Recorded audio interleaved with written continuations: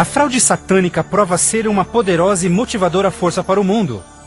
Muitos dos líderes espirituais aceitam este grande impostor, bem como o falso sistema de adoração que ele propõe.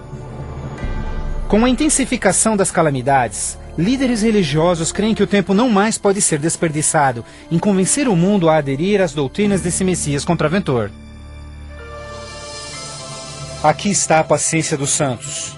Aqui estão aqueles que guardam os mandamentos de Deus e a fé de Jesus. Nem todos serão enganados. Poucos serão aqueles que entenderão que a Bíblia havia alertado sobre esse incrível enganador. E eles sabem que o objetivo deste falso Messias é desviar o povo dos mandamentos de Deus. Mas essa não é a primeira vez que Satanás se apresenta como anjo de luz. Quando Jesus foi tentado no deserto, Satanás apareceu a ele disfarçado como glorioso mensageiro de Deus. Mas o inimigo de Deus se revelou quando tentou a Jesus em desobedecer a palavra de Deus. Portanto, mais uma vez, usando a mesma tática, o mal tenta enganar o mundo a desobedecer a lei de Deus.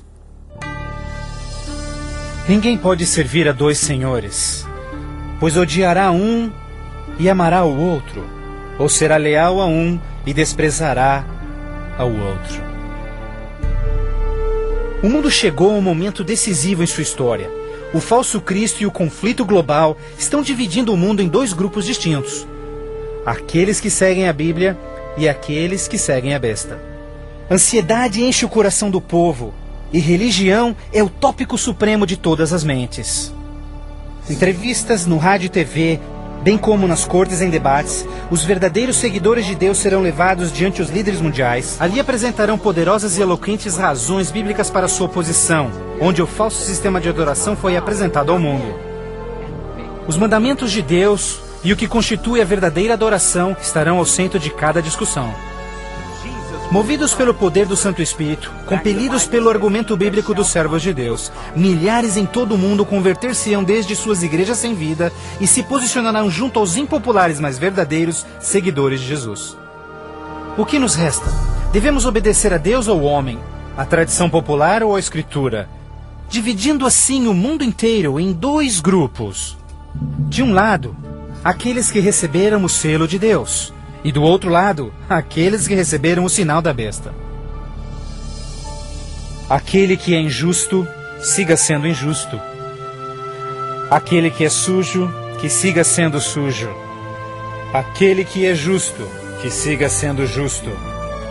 E aquele que é santo, que siga sendo santo. Este texto de Apocalipse antecede o próximo evento em que todo homem, mulher e criança fará sua final decisão, a favor ou contra Cristo. Ao lado de Deus estão aqueles que em fé observaram sua palavra, mesmo diante oposição. No outro lado, aqueles que escolheram a religião de tradições humanas. Assim como as portas da Arca de Noé fecharam-se instantes antes do dilúvio, a porta da graça será finalmente fechada para o mundo, e a graça de Deus não estará mais disponível para os perdidos. A segunda vinda de Cristo é iminente, mas primeiro, o mundo terá de atravessar as mais devastadoras pragas que jamais sobrevieram sobre a humanidade. Ouvi então uma voz vinda do templo dizendo aos 7 anjos: Vai e derrama sobre os povos as 7 taças da ira de Deus. O primeiro foi e derramou a sua taça sobre os povos, e se viu uma ferida feia e dolorosa nos homens que tinham o sinal da besta e que adoravam a sua imagem. A esperança começa a ser massacrada quando as 7 pragas do Apocalipse 16 começam a cair no mundo numa sucessão rápida de eventos. Estes serão os mais horríveis flagelos jamais vistos pelo homem. A primeira praga será extremamente dolorosa e provocará desmaios e agonizante sofrimento aos perdidos.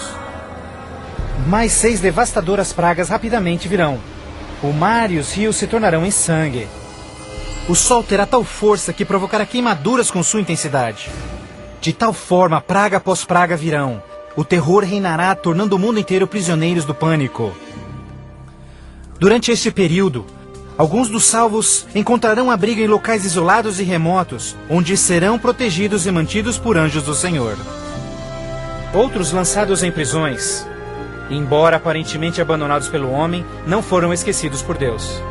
Os fiéis de Deus estarão protegidos das pragas, da mesma forma como os filhos de Israel foram preservados durante as pragas que caíram no Egito. Neste momento, os salvos passam por um momento de angústia em suas almas. O principal pensamento em suas mentes: estamos em paz com Deus? Finalmente, encontram paz em suas consciências confiando nas promessas de Deus. Assim sendo, o dragão irou-se com a mulher e foi ao seu encontro para guerrear com os demais filhos dela, aqueles que guardam os mandamentos de Deus e têm o testemunho de Jesus Cristo. Persuadidos pelo falso Cristo, os miseráveis perdidos têm como única esperança para alívio das devastadoras pragas a eliminação daqueles que se opõem a eles. Então a decisão é tomada para caçar e exterminar em apenas um dia o povo de Deus que teimosamente apegou-se às Escrituras. Assim sendo, o campo de batalha espiritual tem aqueles que seguem as tradições humanas e adoram a besta, contra aqueles que amam a Jesus e obedecem os seus mandamentos. Esta é a batalha final do Armagedon, o mundo perverso que chegou finalmente ao limite da paciência de Deus. E finalmente o momento em que Deus entra em cena para resgatar os seus filhos fiéis.